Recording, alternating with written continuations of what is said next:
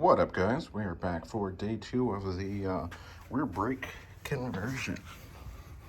This one here is what the rear brake should look like. Yeah, rear shoes, drums, pretty good. You can see there is a good amount of crap built up in there, and that was what came out of the drum. This one was a huge pain in the ass and took me quite a bit, because right around the hub there, you can see the rust and those black bits right in here. That's where it was rubbing, trying to get the hub off, because it kind of rusted together.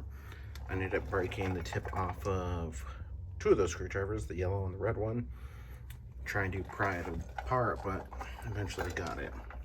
Literally took like a good half hour, 45 minutes. It's annoying as fuck, but we got it done.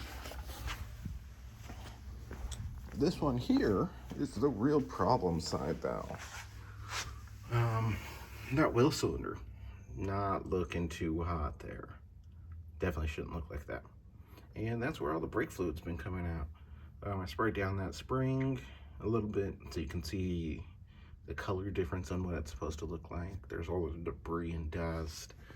And when I took it off, I found that that bottom spring was not connected anymore. I'm gonna say that that's probably why this ended up failing on this side. But we're just gonna eliminate all of that. Up under here, you can see the form and function. This one's pretty dirty and blown out. We need to get that one replaced. On this side here, you can see that we still have the form and function type 1 stickers on there. And this side's looking pretty good. Better shot at the SPC camber kit up there. Got the braided brake line over there. So this is gonna handle a whole lot better once we get this drum updated. All right, so we got it torn down a bit more here, sprayed off with some brake cleaner, because you don't ever really want to mess with brakes and brake dust and be breathing that stuff in. So it's always good just to hit it with some brake cleaner. It's pretty cheap insurance.